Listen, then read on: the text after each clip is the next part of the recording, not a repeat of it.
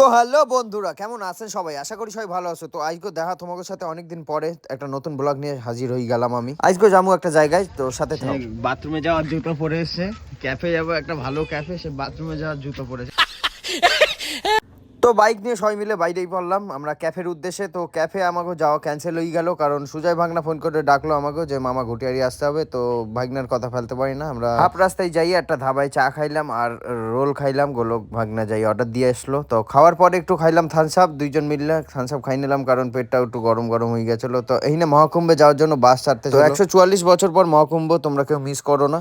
আর এইখানে খাওয়া দাওয়া দিতে ছিল সরস্বতী পুজোর বিসর্জন উপলক্ষে, আর সারা রাস্তায় লাইটিং হচ্ছিল, খুব দারুণ লাগতেছিল দেখতে। আর ফাইনালি আমরা চলে আসলাম সুজয় ভাগনাকে ওই জায়গায়। তো এইখানে গান হইতেছিল, আমার তো খুব নাচতে ইচ্ছা করতেছিল, গান শুনলেই। আর এই যে আমার সুজয় ভাগনা কালো জামা পরে, আর এদিকে সাগর মামা একটু খিচুড়ি রান্না করছিল, মানে রান্নার প্রস্তুতি নিচ্ছিল, এখন শুরু হয়নি। আর সাগর মামাকে রাগানোর জন্য গোলক একটু গেছিল তার পাশে, তাকে একটু খচাচ্ছিল সাগর মামাকে, গোলক ইয়ারকি মারছিল। আর এইদিকে দাদু একটা গুটকা খাওয়ার পরে একদম মাইকেল জ্যাকসনের মতো ডান্স দিল। তোমরা খালি ডান্সটা দেখো, আর আমি কিছু বলবো না।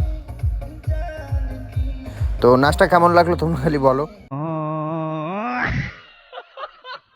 তো তারপরে এইদিকে সুজয় ভাগনা রান্না করছিল, আর গোলক ভাগনা ওকে গিয়ে একটু রাগাচ্ছিল, আর ওকে খিচুড়ির জল ছুঁড়ে মারতে গেছিল। আর ভয়ও সরে আসে লাস্টে, আর ভিডিও করছিল না।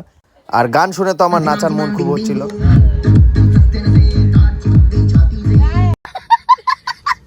তো তারপরে সবাই মিলে নাচতে নিলাম, নাচটা তোমরা দেখো। আর তারপর আমার বাড়ি চলে আসলাম, টাটা বাই।